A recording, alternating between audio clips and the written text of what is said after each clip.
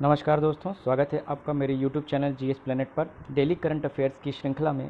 आज हम लोग 27 और 28 जून 2021 की खबरों का अध्ययन करेंगे, उनका विश्लेषण करेंगे, उनका एनालिसिस करेंगे। जैसे कि आपको पता हो कि संडे को बहुत ज़्यादा न्यूज़पेपर में खबरें इम्पॉर्टेंट नहीं होती एग्जामिनेशन पॉइंट ऑफ व्यू से, इसलिए आज दोनों दिन का, कल और आज दोनों का कंबाइन जो भी इम्पॉर्टेंट क्वेश्चन है उसको हम देखेंगे। तो शुरू करते हैं आज का पहला क्वेश्चन है जो कि बहुत ही ज़्यादा इम्पॉर्टेंट क्वेश्चन है।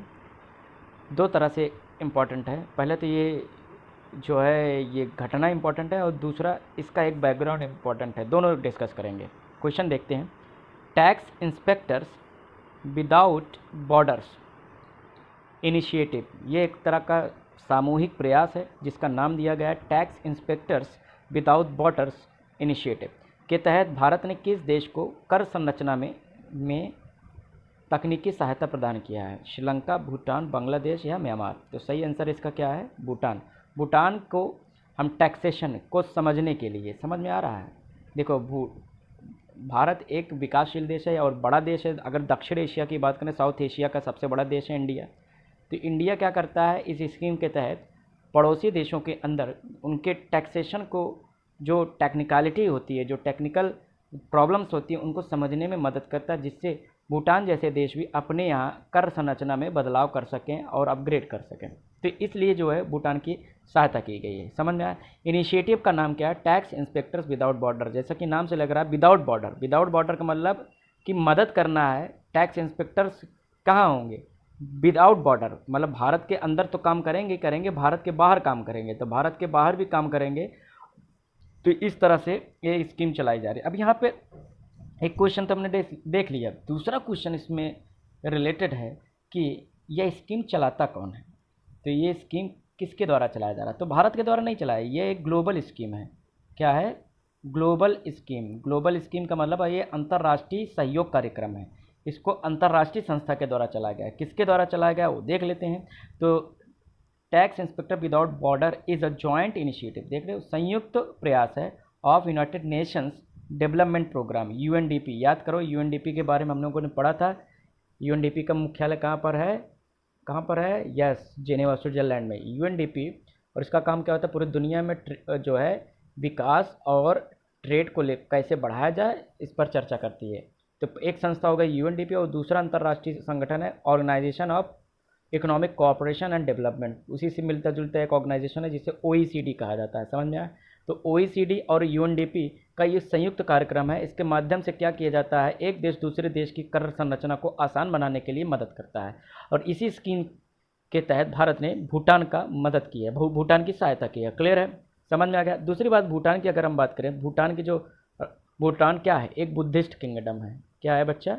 बुद्धिस्ट किंगडम का मतलब बौद्ध साम्राज्य। ठीक है, साम्राज्य क्यों बोल रहे हैं? क्योंकि भैया कि अभी भी वो मोनार्की सिस्टम है वहाँ पे। मोनार्की मतलब राजतंत्र है।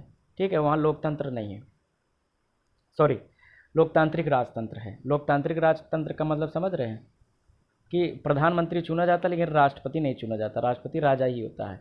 इसे डेमोक्रेटिक मोनार्क या लोकतांत्रिक राजतंत्र कहते हैं। इसलिए वहाँ राजा होता है और प्राइम मिनिस्टर होता है। प्राइम मिनिस्टर शासन देखता है और राजा क्या होता है? राष्ट्र का अध्यक्ष होता है, हेड ऑफ नेशन होता है। और प्राइम मिनिस्टर क्या होता है? हेड ऑफ गवर्नमेंट होता है।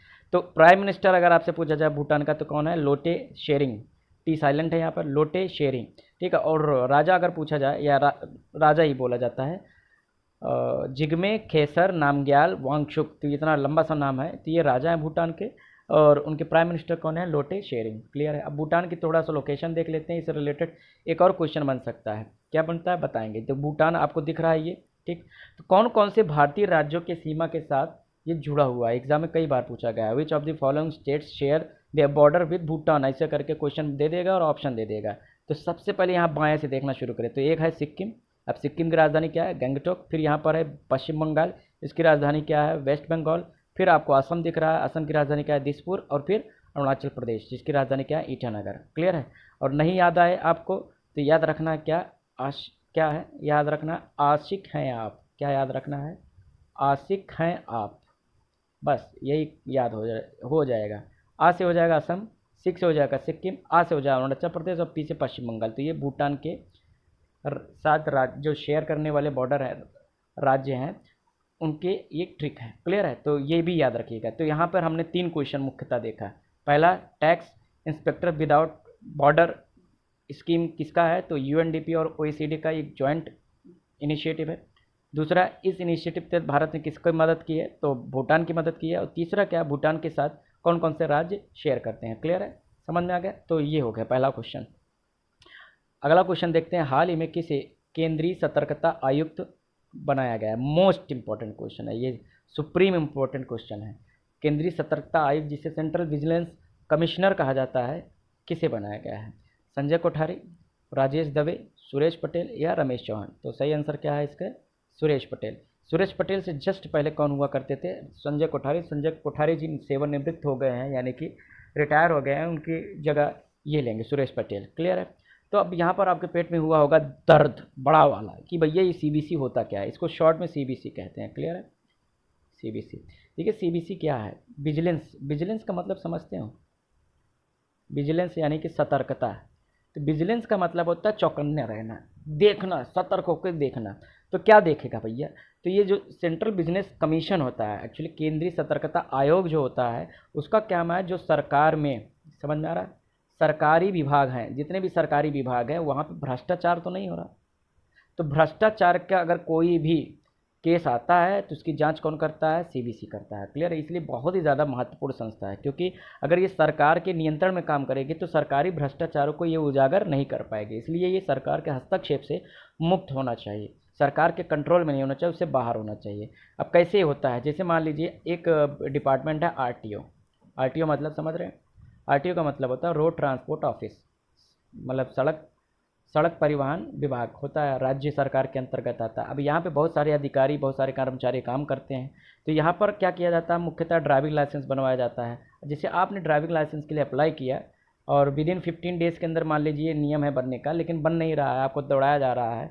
फिर एक दिन आप जाते हैं ऑफिस में और ऑफिस में वहाँ का जो क्लर्क है वो कहता है भैया ऐसा है, जो फीस है उसके अलावा आपको 1000 रुपये देने पड़ेंगे। 1000 रुपये अगर आप दोगे तो जाके आपका ये ड्राइविंग लाइसेंस क्लियर हो पाएगा।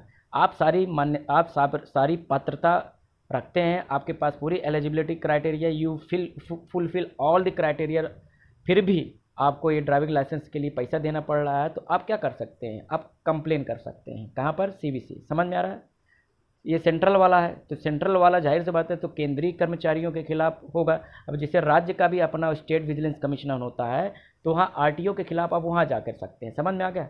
तो राज्य सरकार का अगर विभाग होगा तो वो राज्य सतर्कता आयोग देखेगा, और केंद्र का है तो केंद्रीय सतर्कता आयोग देगा। क्लियर है, ये बहुत ही ज़्यादा इंपॉर्टेंट संस्था है। तो समझ में आ गया, सतर्कता आयुक्त क्या करता है, भ्रष्टाचार पर लगाम लगाने का काम करता है, करप्शन को कम करना है। ठीक है, इसलिए बहुत ही महत्वपूर्ण है। ठीक, तो वही है, कौन बनाया गया है, तो एक्चुअली इससे पहले कौन हुआ करते थे, विजिलेंस कमिश्नर सुरेश पटेल। अब इनको क्या करना है, सीबीसी बनाया गया है। अब ये होता है जैसे कि हमने आपको बताया, इसके बारे में बताया, इसकी कार्यप्रणाली को थोड़ा सा समझाया। सीबीसी का गठन कब हुआ था, मोस्ट इंपॉर्टेंट।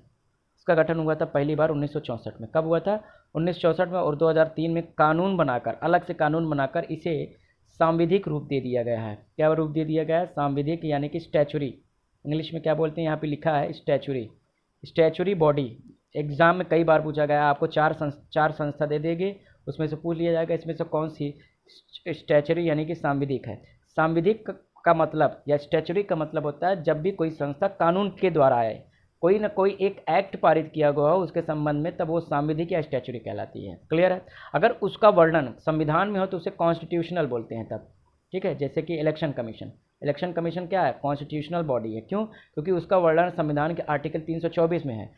ये संवैधानिक नहीं है। क्यों, क्योंकि संविधान में इसका वर्णन नहीं है, इसका उल्लेख कहाँ, एक्ट में है। कहाँ पे, 2003 में। लेकिन 2003 से पहले क्या था, ना ही ये सांविधिक था, ना ही ये कॉन्स्टिट्यूशनल था। क्लियर है, ये गैर संवैधानिक संस्था थी। क्लियर है, समझ में आया।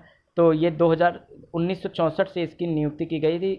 क्लियर है, इसका हेडक्वार्टर कहाँ, नई दिल्ली। क्लियर है। एक और चीज़ कभी कभी पूछ लेता है, जो लोग सिविल सर्विस का एग्जाम दे रहे हैं, पीसीएस या पीएससी या यूपीएससी, उनके लिए बहुत ही ज़्यादा इंपॉर्टेंट है कि सीबीसी का जो गठन किया गया था, कौन सी समिति की सिफारिश पर किया गया था। तो एग्जाम में समिति जरूर पूछ लिया जाता है। अच्छा, एसएससी में भी पूछ सकता है। तो तो यहाँ पे दिया नहीं गया, मैं आपको लिख दे रहा हूँ, आप नोट कर लीजिएगा। उसका नाम है संथानम समिति। क्या, संथानम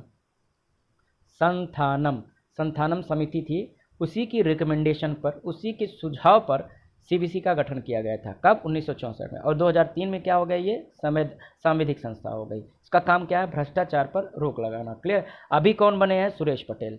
ठीक है, सुरेश पटेल पहले क्या थे? विजिलेंस कमीशन थे। तो इसका मतलब क्या है? देखिए, सीबीसी जो कैसे काम करती है, सीबीसी के अंदर 3 कमिश्नर होते हैं। समझ में आया? कमिश्नर कितने होते हैं? आयुक्त कितने होते हैं? 3 होते हैं। 2 होते हैं वीसी और एक उन्हीं में से होता है सीबीसी। समझ में आ गया?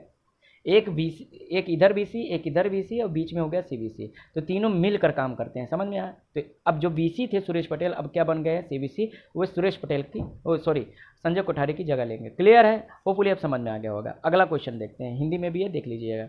अगला क्वेश्चन है कि हाल ही में डीआरडीओ ने पिनाका रॉकेट का सफल परीक्षण किया है। यह किस प्रकार का मिसाइल है? कभी कभी इस तरह के भी प्रश्न पूछ लिया था। Cruise supersonic. क्रूज सुपरसोनिक का मतलब क्या था? हमने पिछले लेक्चर्स में समझा था, पिछले करंट में। क्रूज सबसोनिक क्या था? हमने समझा था। अच्छा, क्रूज मिसाइल का मतलब क्या होता है? क्रूज का मतलब होता है जो अपने लक्ष्य को ढूंढ कर मारे, यानी फायर एंड फॉरगेट। इसे शॉर्ट में बोला भी जाता है, फायर एंड फॉरगेट मिसाइल। कि भैया एक बार टारगेट लगा दो, उसके बाद टारगेट ढूंढ के मारेगा। अगर कहीं टारगेट आपका इधर उधर भटक रहा है ना, तो भी ये घूम घूम के मारेगा। जब तक निपटा नहीं देगा तब तक छोड़ेगा नहीं। ठीक है? और बैलिस्टिक मिसाइल क्या होता है? ये टारगेट ओरिएंटेड होता है। जिस जगह पे, जिस पॉइंट पर आपने टारगेट लगा दिया है, ये वहीं पर वार करेगा। जैसे यहाँ पर टारगेट है तो यहीं पर वार करेगा। लेकिन अगर टारगेट बीच में डिविएट हो जाए, यानी कि इधर उधर हो जाए, तो ये अपना रास्ता नहीं बदलती। तो बैलिस्टिक सीधा वार करने वाला मिसाइल होता है। क्रूज क्या होता है? वो टारगेट पर वार करता है। सुपरसोनिक का मतलब क्या होता है? जो ध्वनि की रफ्तार से गति कर जिसकी होती है, वो क्या कहलाता है? Cruise missile, supersonic. और जो ध्वनि से कम होती है वो सबसोनिक। हमने आपको समझाया था। और चौथा है मल्टी बैरल रॉकेट। तो सही आंसर इसका क्या है? Multi barrel rocket. पिनाका क्या है? मल्टी बैरल रॉकेट से है। ये कैसे काम करती है? देखो, कई सारे रॉकेट एक साथ रखे होते हैं, यहाँ पर ऐसे ढेर सारे रॉकेट रखे होते हैं। और पिनाका, जो एक एक रॉकेट का नाम क्या होता है? पिनाका। समझ में आया? और इसको एक मल्टी बैरल रॉकेट लॉन्चर से लॉन्च किया जाता है। तो एक साथ कई सारे रॉकेट जो लॉन्च किया जाता है, वही है पिनाका। देख लेते हैं, समझ में आया? तो DRDO successfully test fires enhanced Pinaka rocket in Odisha. Enhanced का मतलब उन्नत क्वालिटी का। जो भी हमारे पास पहले पिनाका था, अब उसका एक वर्जन एडवांस हमने निकाला है। और इसका सफल परीक्षण किसने किया? डीआरडीओ। डीआरडीओ का फुल फॉर्म क्या होता है? हमने आपको बताया था, defence and research development organisation. ठीक है? Defence and research development organisation. इसका गठन कब हुआ था? 1958 में। कब हुआ था बच्चा? 1958 में हुआ था। क्लियर है?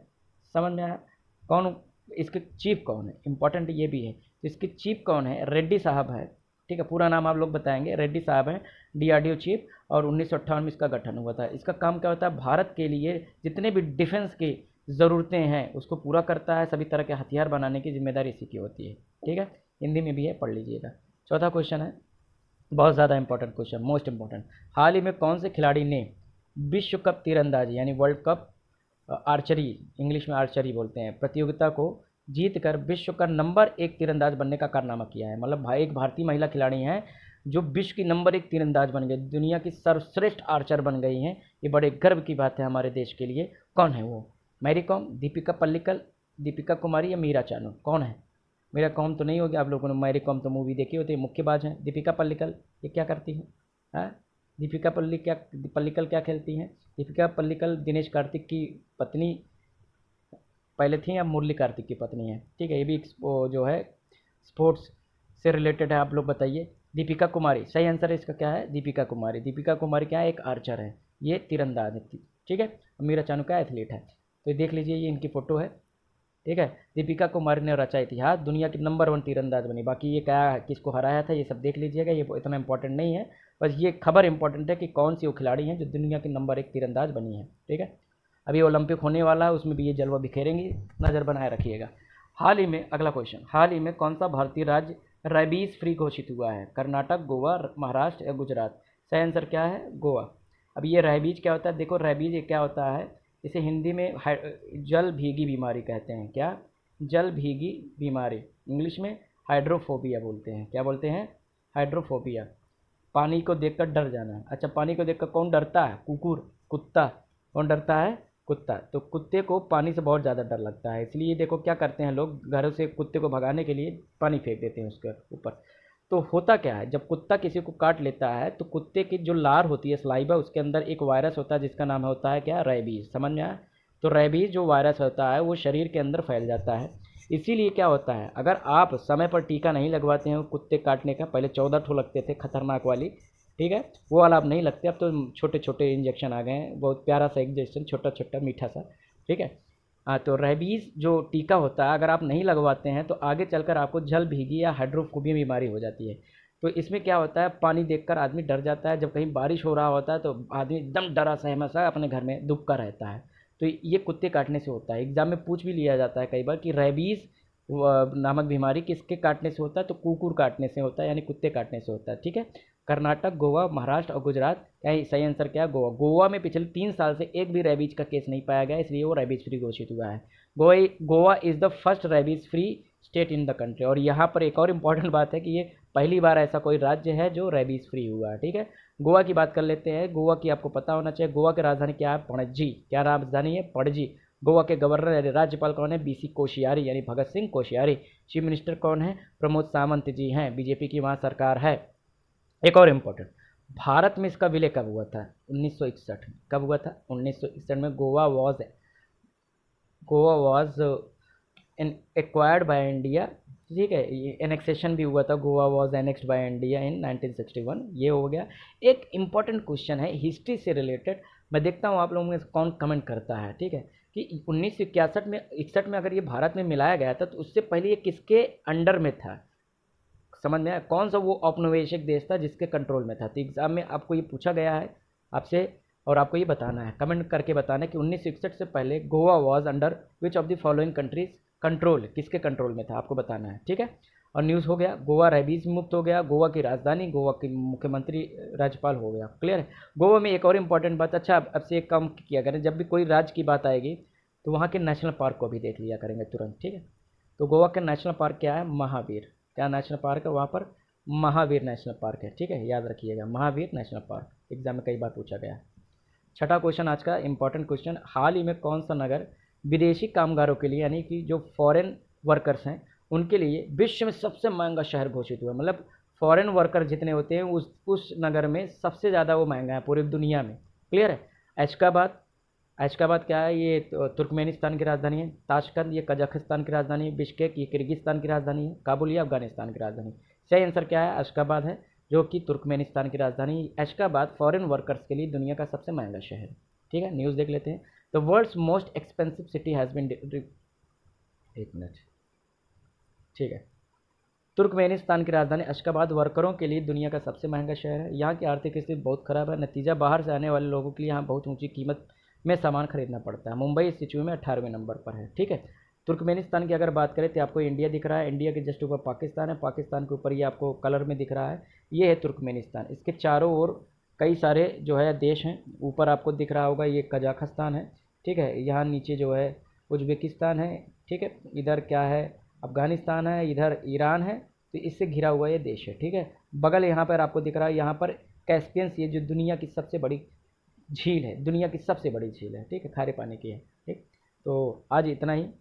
आज जो भी डाउट है वो आप ज़रूर बता दीजिएगा। पीडीएफ आपको टेलीग्राम चैनल पे मिल जाएगा। हमारे टेलीग्राम चैनल जो भी है पीएसएस विजन एकेडमी, उसका लिंक मैं आपको डिस्क्रिप्शन बॉक्स में दे दूँगा। कहीं कोई ना समझ में आए तो प्लीज़ पूछ लीजिएगा। थैंक यू, आज के लिए इतना ही।